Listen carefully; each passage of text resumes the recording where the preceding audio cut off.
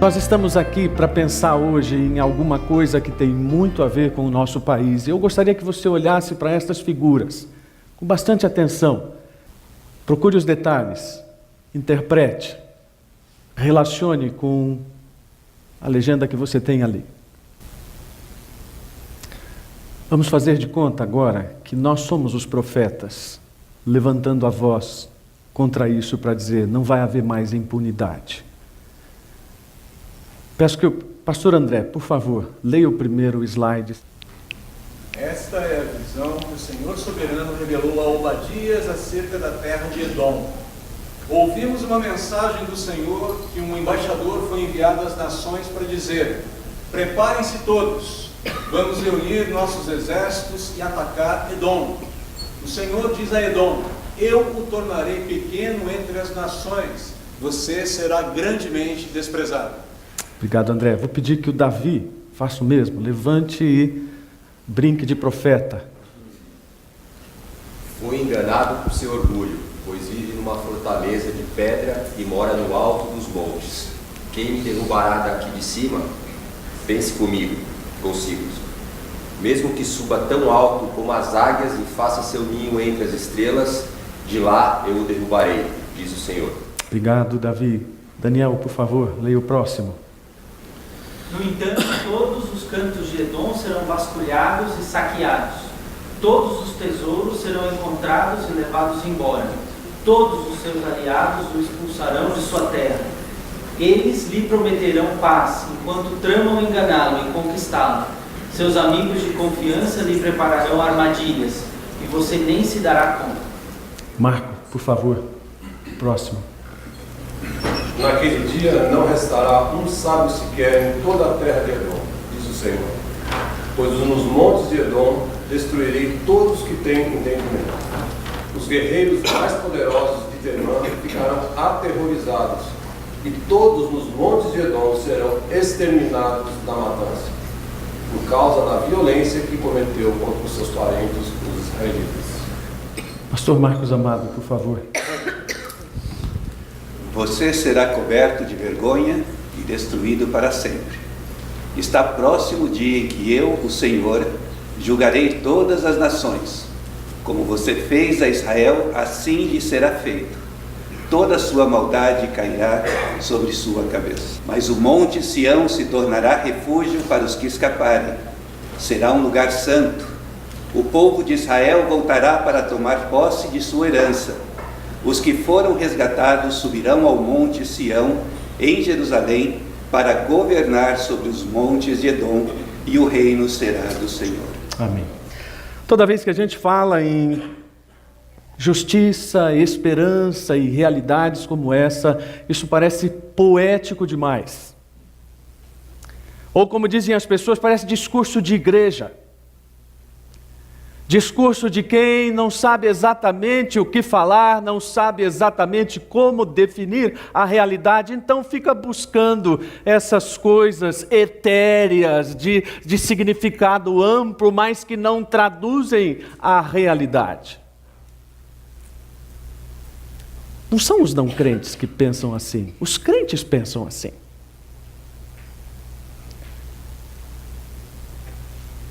E mais ainda, pensar em que a gente vai falar sobre isso, de um livro chamado Obadias. Fala sério. Eu ouço o Nomoto falando no meu ouvido. Aff, pastor, fala sério. Sério que eu vim hoje aqui de manhã para você falar sobre Obadias. Onde fica esse livro? Procura rápido aí na sua Bíblia. O Vanderlei me disse que o Ari Veloso dizia que era fácil. É só procurar nas páginas mais branquinhas da sua Bíblia, onde você não mexe, está lá. O menor dos livros do Velho Testamento, mas com uma profundidade teológica cujo escopo não vai dar para abordar hoje aqui em meia hora. Um livro de um ilustre desconhecido. Talvez um dos profetas que menos se saiba no Velho Testamento. Não temos informação qualquer, uma suposição de que talvez tenha sido um auxiliar do rei Acabe, mas ninguém pode garantir. Então, o que a gente está fazendo hoje de manhã aqui para ouvir Obadias? Aquilo que a gente faz toda vez que abre a Bíblia, encontrando a palavra de Deus em meio aos desafios dos tempos presentes.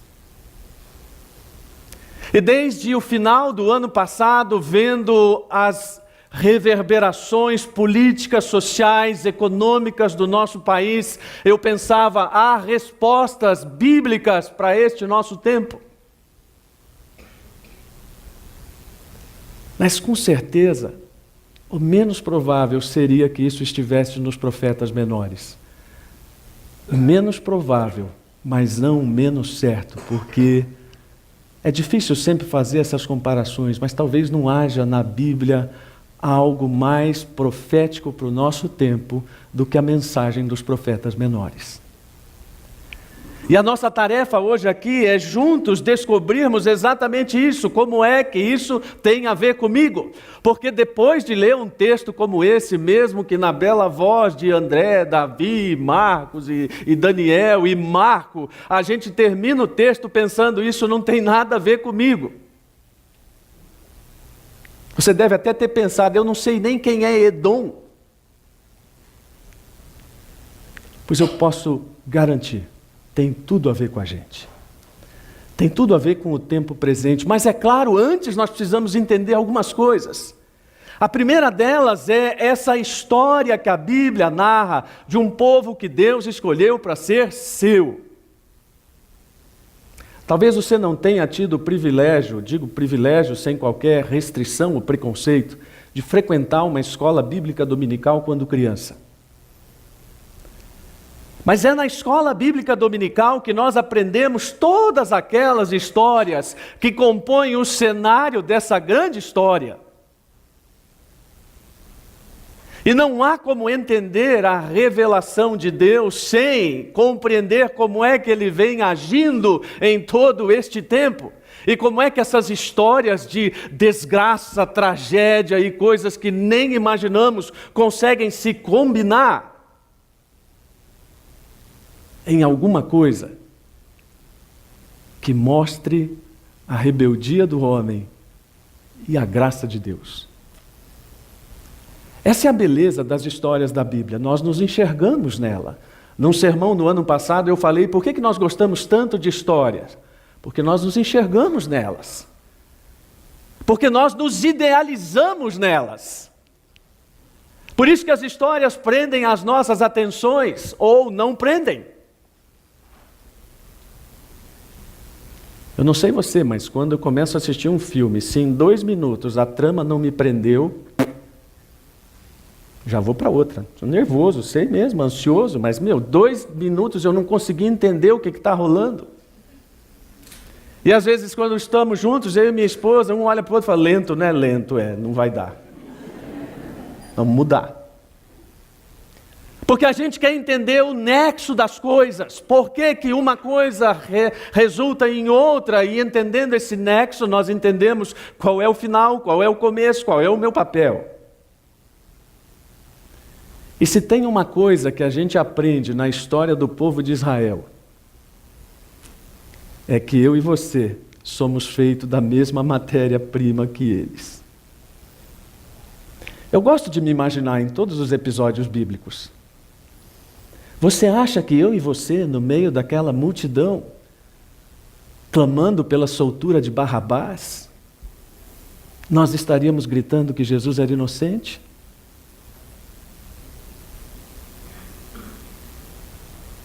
Eu não estou querendo julgar você, mas eu me pergunto isso. Será que presos como Paulo e Silas, eu e você cantaríamos? Isso é fundamental para nós entendermos que aquilo que Deus está mostrando é a essência do que eu e você somos.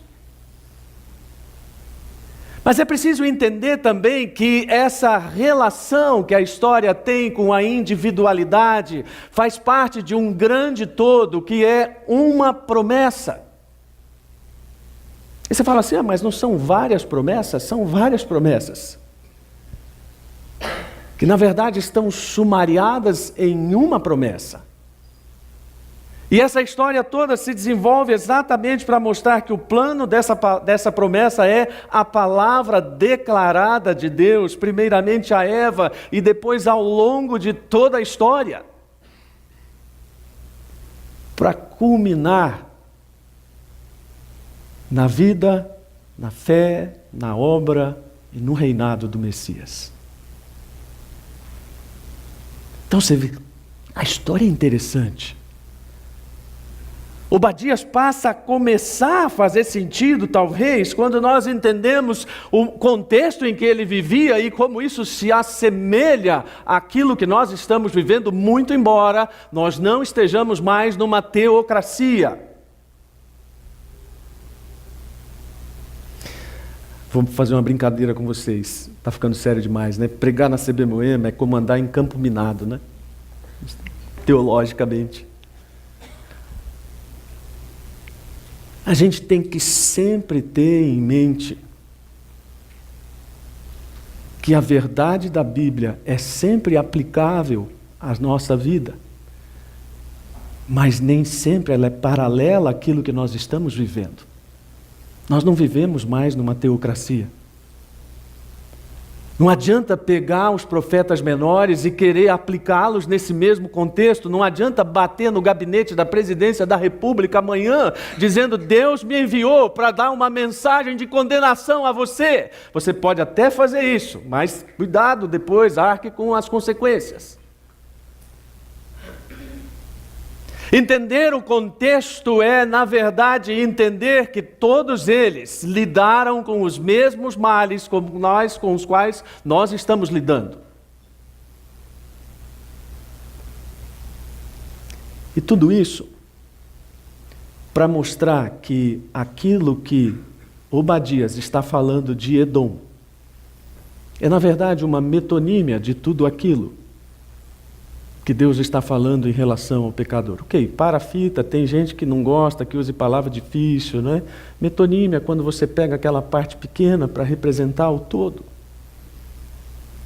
E você nem sabia quem é Edom? Você sabe quem é Edom? Quem é Edom, levanta a mão. Quem sabe, quem não sabe, não precisa baixar, ok. Olha a história bacana de novo. Briga de família. Briga de família é sempre emocionante, não é verdade? Você sabe do que eu estou falando. Essa história começa com uma briga de família tão inusitada, que ela começa no ventre. Quando você lê o relato de Gênesis 25, a Bíblia diz que Esaú e Jacó lutavam no ventre. Nossa, que história emocionante, né? Já começa com... Ia falar uma coisa aqui que meus filhos falam, mas não vai dar. Desde o ventre. Esses dois irmãos nascem e Esaú, que é denominado de aquele que é cabeludo, mais tarde troca a sua primogenitura, abre mão da sua bênção e passa a ser chamado de Edom. Eu falo, então é isso o tal do Edom? É o Esaú. E essa briga vai ficar mais séria porque você conhece a história. A mãe dá aquela manobrada familiar federal e privilegia Jacó, e aí se estabelece aquele ódio, e aquele ódio que depois é amainado pelo perdão, mais à frente se torna um ódio histórico entre os dois povos. E o que se segue é uma cronologia de agressões mútuas, de pilhagens, de invasões, de guerras. E tudo isso culmina no enfrentamento de Herodes e Jesus. Olha só, como assim, pastor? Se a gente não tiver muito cuidado com as palavras, a gente chama isso de ironia do destino. Como é que é a ironia do destino? É a briga que começa na barriga, termina entre Herodes e Jesus, um edomita e um judeu. O resto você já sabe. Isso não dá filme, isso dá série, com trocentas temporadas. E daquela série que quando chega nessa parte, Jesus lá e Herodes, você vai esperar 1 ano para vir a próxima temporada, vai dormir na pia 1 ano esperando para ver como é que esse negócio termina. Eu e minha esposa temos umas 3 séries lá na fila, esperando o final de 2018, né, que a gente já sabe que vai vir a próxima temporada. E você sabe como isso é angustiante para quem gosta de séries, né? Há vários confessos aqui concordando. A vantagem de Obadias, você já sabe o fim. Ah, mas aí não tem graça. Não, claro que tem graça. Porque é o contexto com o qual eu e você estamos lidando. Tudo aquilo que nós estamos vendo em termos de Brasil, e se você pensou que justiça e esperança é porque eu era a favor desse partido ou a favor daquele, você errou. Isso não tem a ver com a nossa política. Isso tem a ver com a convicção daquilo que nós entendemos. E também com a compreensão de que hoje é tão difícil crer na palavra de Deus como naquele tempo, há 2.500 anos atrás. E uma das coisas que nós temos reforçado nas últimas pregações é que não existe essa dificuldade maior nos dias de hoje para crer na palavra de Deus.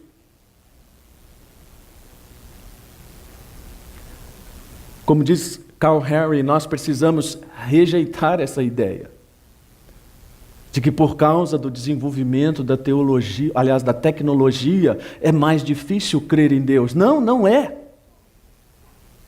É tão difícil crer hoje quanto foi naquele tempo. É tão difícil entender hoje o que é uma mensagem de repreensão quanto foi naquele tempo. E a mensagem de condenação que Obadias transmite é também uma mensagem de esperança. Isso é difícil de entender, não é?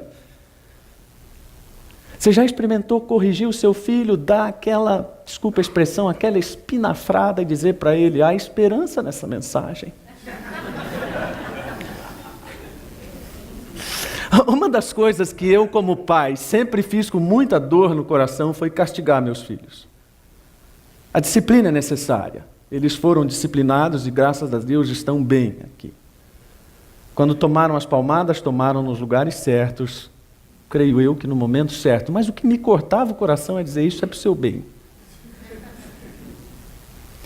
E eu confesso que o dia que eu tinha que disciplinar um filho, aquele dia acabava comigo.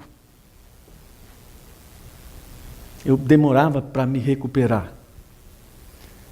Mas hoje eu vejo como aquilo foi absolutamente valioso para a vida deles. E claro, porque é coerente com a Bíblia. O próprio Deus diz, eu disciplino a quem amo. E se você ama o seu filho, é óbvio que há uma disciplina implícita nisso. E o que eu estou tentando dizer é que toda vez que a Bíblia fala pelo meio dos profetas alguma coisa em tom de repreensão, isso na verdade é esperança. Não é para destruir, é para restaurar. Essa é a nossa, como é que eu diria, o nosso grande ânimo, especialmente na questão dos filhos voltando. Ninguém quer destruir um filho, nós queremos corrigir o caminho de um filho. Por mais duro que isso seja. Agora, é claro que no meio dessas palavras, Obadias também está dizendo, vai acabar a impunidade. Tradução bem livre do pastor Wilson. Estou de olho. Estou de olho. Eu estou vendo o que você está fazendo, eu estou vendo o que você fez, eu sei o que você fez no verão passado. E sei o que fez também no inverno passado. E no outono passado. E essas coisas serão trazidas a julgamento e a justiça e esperança para um novo tempo, elas já estão em movimento. Essa é a grande compreensão, especialmente para pessoas que estão perplexas diante de tudo que está acontecendo, achando que parece que Deus saiu para passear. E deixou as coisas aqui nessa bagunça, e na verdade é o que toma conta de nós, esse senso de desgoverno. Nós olhamos para um lado e para outro, e shutdown para cá, e lama para cá, ou melhor, shutdown para lá e lama para cá, e a gente pensa, não, na verdade, justiça e esperança estão sepultadas pela lama neste país. Porque, a exemplo de Mariana, ninguém vai ser punido, e aí a nossa indignação começa a ferver, e nós não temos palavras para expressar tudo isso. Então, calma. Porque é a mesma coisa que aquelas pessoas sentiam naqueles dias. O mesmo sentimento de impunidade de que os poderosos estavam fazendo o que queriam, especialmente dos menos favorecidos, e que isso não tinha castigo. Um sentimento de que a arrogância e a intolerância, agora começou a falar com a igreja. Como assim? A pessoa começou a falar com a igreja, arrogância e intolerância? Não é o que nós temos visto? Eu acho que vou pisar numa mina agora, deliberadamente. Vai explodir. Confesso que fiquei deprimido quando a prisão do presidente Lula foi anunciada. E eu vi gente comemorando como se aquilo fosse uma final de Copa do Mundo. E antes de você dizer, tá vendo? Eu sabia que esse cara era petista. Eu não sou petista. Eu sou cristão. E tudo que eu penso que o nosso ex-presidente precisa é graça e misericórdia de Deus. Um sujeito procurou o seu pastor, bravo, nervoso, por causa de um problema, e contou o problema para o pastor, e o problema que o outro havia causado para ele. E falou, então, o que o senhor vai fazer com ele? O pastor falou para ele, vou oferecer para ele uma oportunidade de arrependimento. O cara ficou revoltado, só isso? O pastor disse, o que mais você queria? O que Jesus faria nessa situação? Não se trata de ser a favor ou contra. Se trata de ser bíblico e de entender que, na verdade, na raiz de todo pecado humano está o orgulho. E a impunidade vai terminar porque Deus vai quebrar o orgulho. De quem? Do presidente da República, né? Eu sabia, você ia chegar nisso. Não, o seu, o meu. Porque é isso que está personificado no texto, aquele que eu falei da metonímia. Edom é alguém caracterizado pelo orgulho. E a principal exortação do profeta em relação a isso está no versículo 3. A soberba do teu coração te enganou. Isso é mais atual do que qualquer outra coisa. Mais atual do que o seu celular de última geração. A soberba do nosso coração continua nos enganando. A soberba do nosso coração continua nos movendo a fazer coisas que obviamente não são do agrado de Deus, aqui, quando estamos reunidos como igreja, e fora daqui. E se você está fazendo de conta que a conversa não é com você, eu vou deixar em letras bem claras o que é orgulho.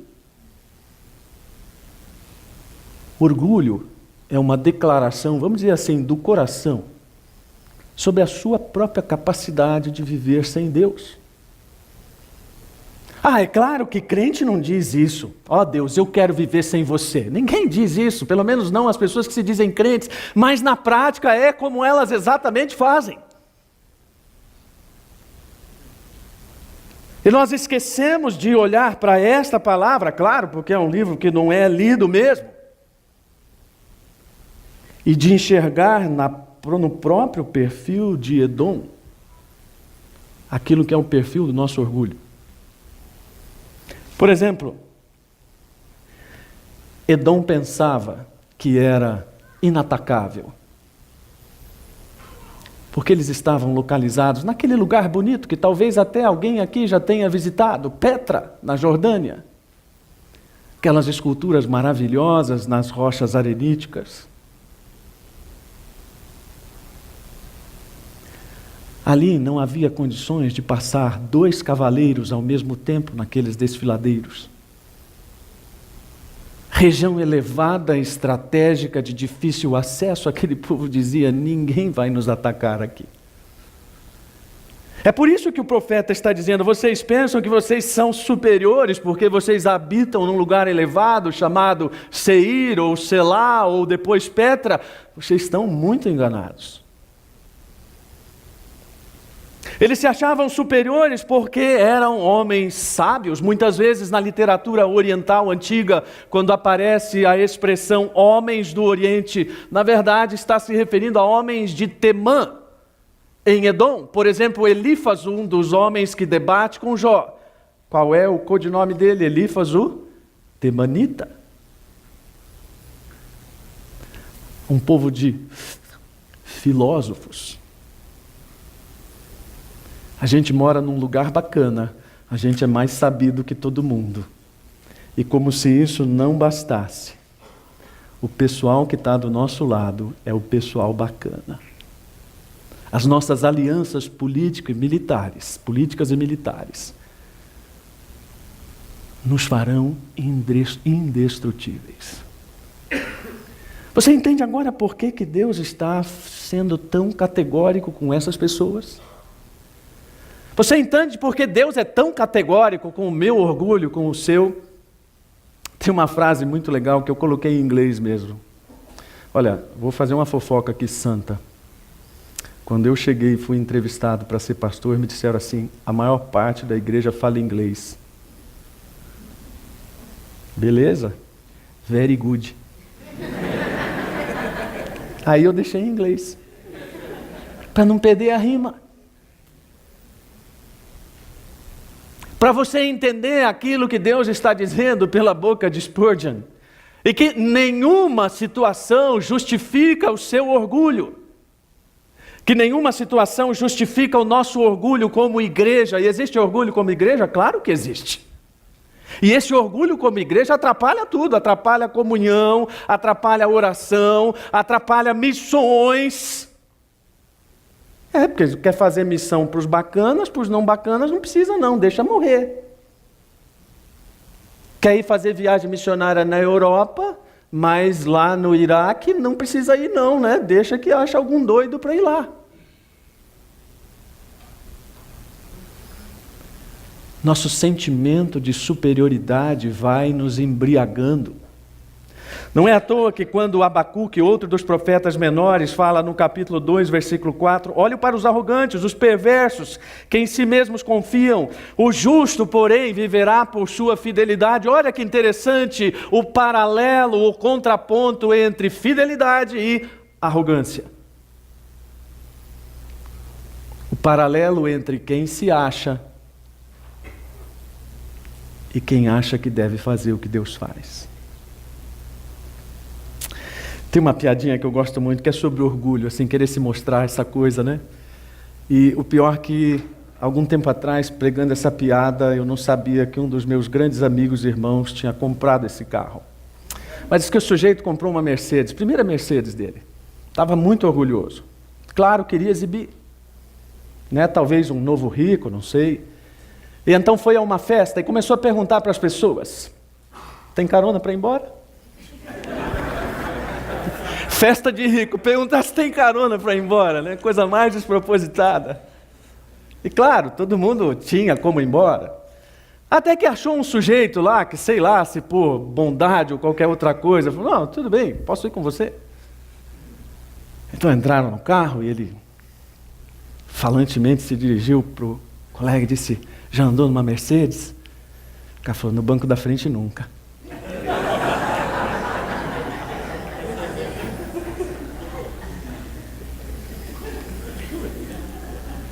Essa coisa de ser metido só traz complicação para a gente. Por isso que a Bíblia é tão farta de conselhos. Olha, não senta na frente para que depois você não seja chamado a sair do seu lugar porque tem outro para sentar aí. Melhor sentar lá atrás e depois você é chamado. Observar o vocabulário que a gente começa a usar, né? Olha, eu não faria assim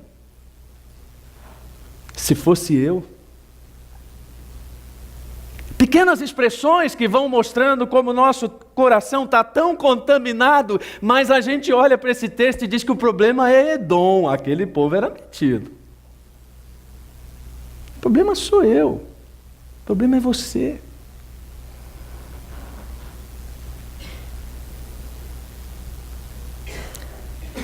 Dizem que um pregador muito orgulhoso preparou um sermão que ele dizia ser fantástico. Sermão, dizia ele que seria o melhor sermão já pregado, sobre humildade. E então a pessoa perguntou, mas por que você não prega? Não, estou esperando muita gente para ouvi-lo.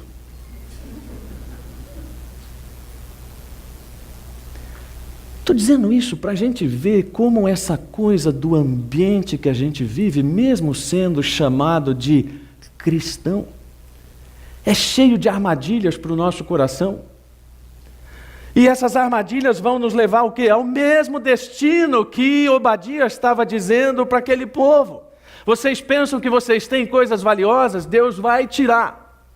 Eu não sei você, eu chamo na minha vida de muleta. O que é muleta? É aquilo que você vai entendendo que tem um falso apoio. E que quando você está bem escorado, Deus vai lá e dá uma rasteira para você entender que não há muletas quando se trata de relacionamento com Ele. É o mesmo relacionamento que esse povo tinha, é o mesmo que você tem com as suas dificuldades. Ok, se eu passar por uma dificuldade, eu tenho dinheiro na minha aplicação. Se eu passar por uma luta qualquer que eu não possa, eu tenho o amigo A, o amigo B, e eu tenho tantas coisas, e Deus diz, não vai ter nada. Os tesouros eu vou tirar. A sabedoria vai acabar. O profeta Jeremias, falando mais tarde, no capítulo 49, diz, onde está a sabedoria de Temã? Ironicamente falando. Mas a impunidade vai acabar também, porque o julgamento de Deus vai vir. Fala, pastor, agora você extrapolou. Falar sobre Obadias. E eu que vim aqui procurar uma mensagem de encorajamento, ter que ouvir sobre julgamento. Você já deve ter percebido que o bom humor, as piadas não escondem o desejo de pregar aquilo que está realmente na palavra. E que não tem essa de amaciar a palavra. Uma das coisas que eu gosto de deixar bem claras para a congregação, para a liderança, para tudo, é que pecado tem nome. Quando alguém chega para a gente, especialmente com o pastor, o fulano pisou na bola, é mesmo, o que ele fez? Não, é que ele me olhou esquisito, tá aí, qual é o pecado? Me faz lembrar uma mulher que disse para o pastor, mais uma, né, a última de hoje. Falou, pastor, eu tenho um pecado que eu preciso confessar para o senhor. É mesmo, irmã, qual é o pecado? Quando eu chego na igreja e me vejo e olho para todas as mulheres, eu me sinto a mais linda de todas. Você acha que isso é pecado? Ele diz, não, irmã, não é pecado, é equívoco mesmo.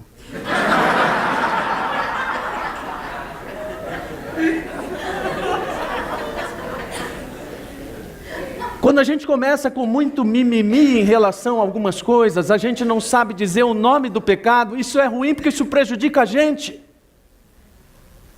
Porque quando a gente se derrama diante de Deus, vem só aquele blá blá blá, Deus, perdoa os meus pecados. Como assim? Que pecados?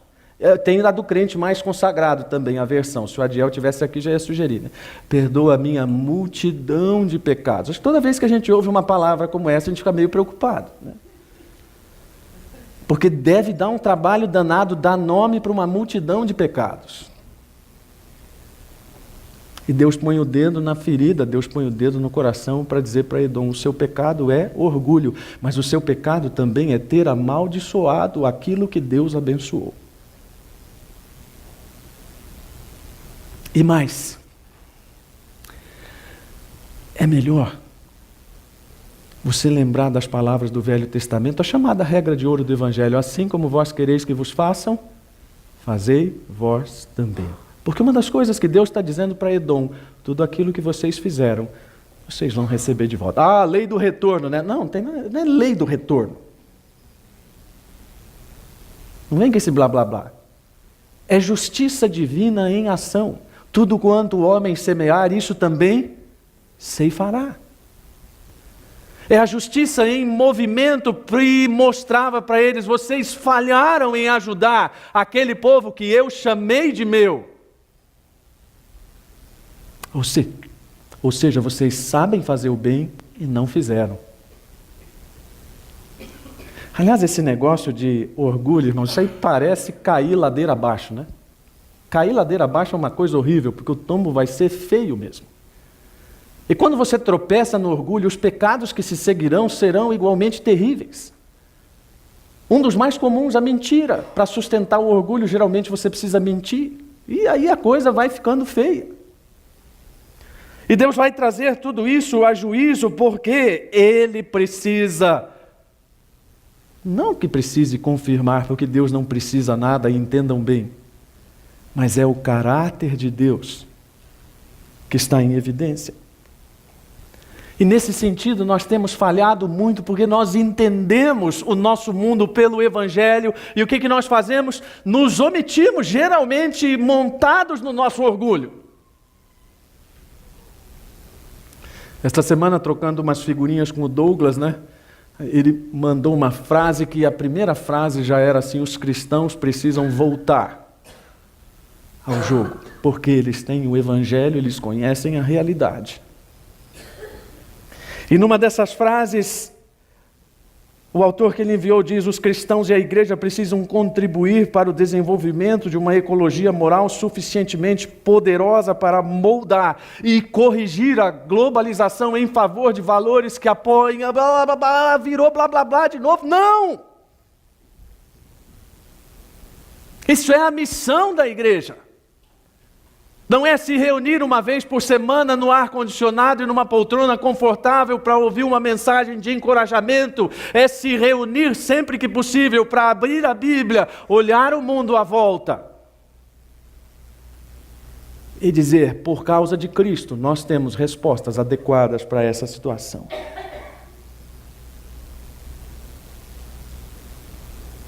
O negócio dos edomitas é tão feio que isso não aparece aí, mas do versículo 12 ao 14, Deus fala 8 vezes a mesma coisa sobre a gravidade desses pecados. Para terminar, agora é que eu disse que a turma da mina vai ficar olhando onde é que eu vou pisar, né? Em lado nenhum.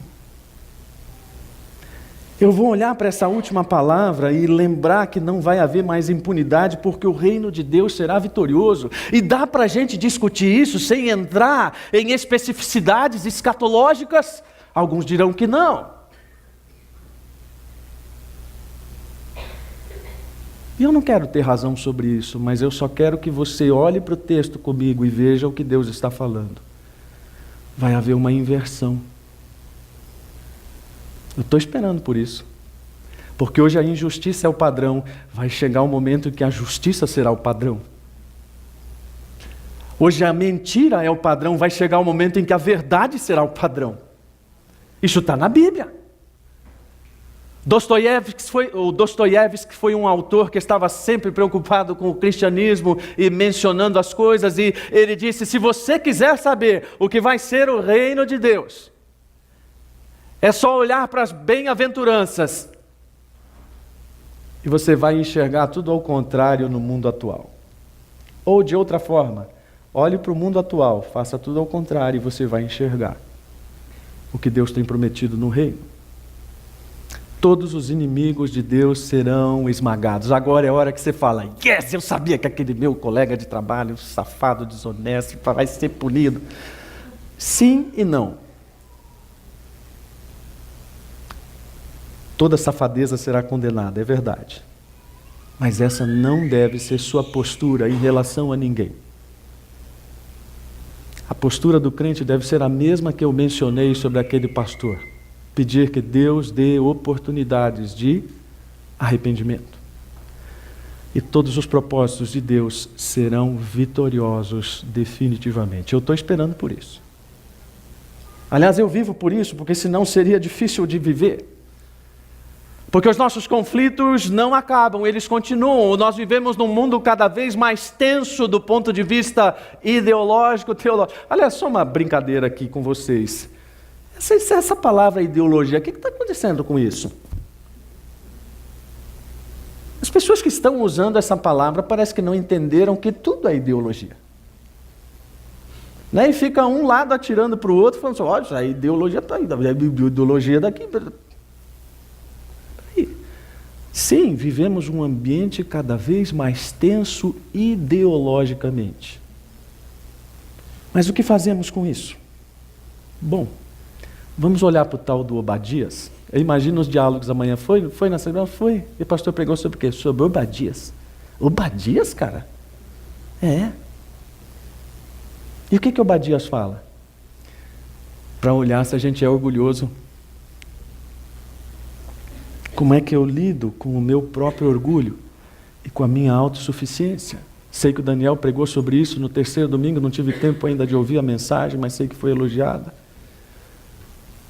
Como é que eu lido com isso? Como sujeito da Mercedes, que está sempre ansioso para mostrar seu carro novo? Como eu tenho lidado com os pecados que eu cometo por causa do orgulho? Porque, como eu falei, é uma sequência. E de que forma eu tenho vivido em coerência com a expectativa da vitória final de Cristo? A resposta é que uma boa parte das pessoas tem vivido de forma bastante cética. Falando de Cristo, mas vivendo como se não fosse realidade. Eu quero terminar com um dos textos que eu considero mais sugestivos em relação ao apóstolo Paulo, especialmente para quem está com problema de orgulho. Quanto a mim, que eu jamais me glorie em qualquer coisa, a não ser na cruz de nosso Senhor Jesus Cristo.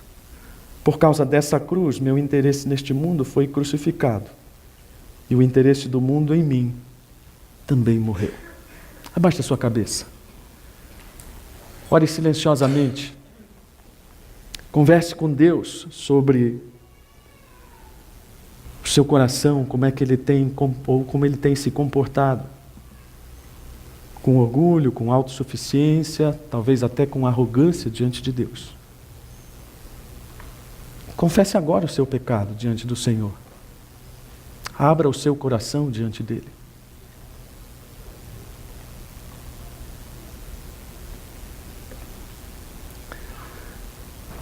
Senhor, eu quero orar de uma forma bem simples neste momento.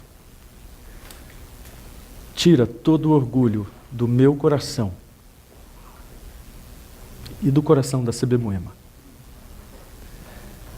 Que nós nos orgulhemos tão somente na cruz de Cristo e que, como diz Paulo, o mundo já esteja morto para nós e nós para o mundo. No nome de quem morreu por nós, eu agradeço. Amém.